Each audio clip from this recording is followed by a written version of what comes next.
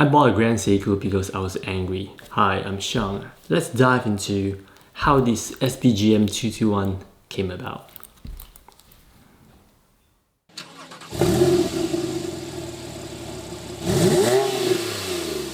That year was 2019 and Swiss watchmakers were lining their hammocks releasing watches with little to no tweaks to go with the same old advertisements.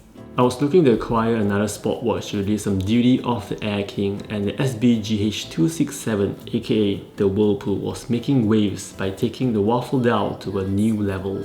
Everyone knows Grand Seikos are finished to seriously high standards, but before going into their store, I stopped by Patek and Audemars to get a good reference point. Bad news is, the few Whirlpools that came to the country were sold, so that was out of the picture. In the bunch of watches, I was immediately drawn to the 221, so I asked if I could have a closer look. The person didn't only bring the 221 but almost everything out, as she wanted me to be sure of my purchase. Now that's watch experience done right. I did consider the newer high-beat GMT but went home with this watch. This model has been around since the 2010s with the reference SBGM221 and it received a facelift in 2018, hence 221. It was a literal facelift where the Seiko logo was dropped and the Grand Seiko logo was brought from 6 o'clock to the 12 o'clock position while everything under the hood remained the same. The deal with Grand Seikos is that once it leaves the showroom, your money is halved. That alone is enough to turn people to other watches.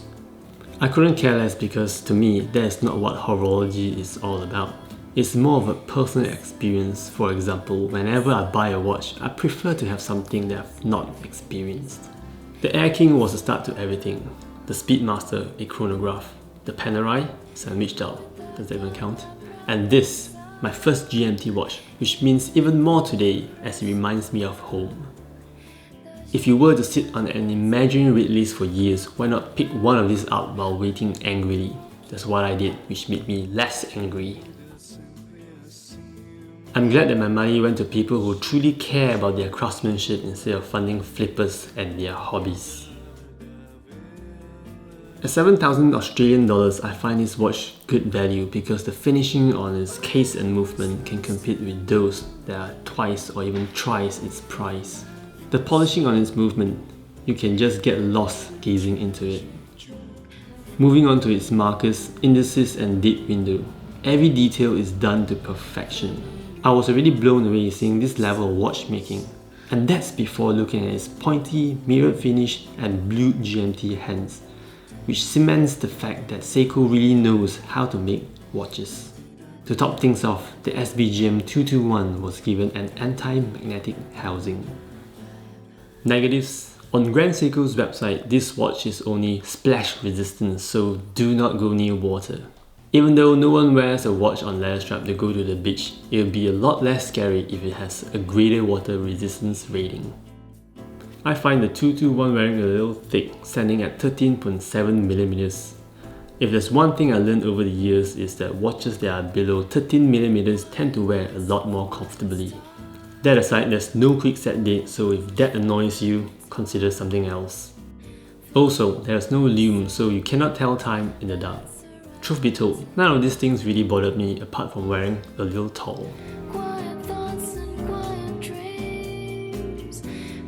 Most will not spend their money on a Grand Seiko because they cannot look past the Seiko brand, which is a shame really because of how beautiful these things are. Don't believe me? Do yourself a favor, check one out and tell me otherwise. Till then, goodbye.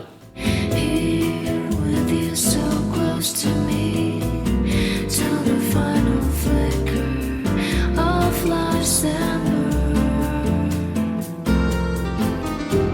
I was lost and lonely, believing life was only a bitter tragic joke.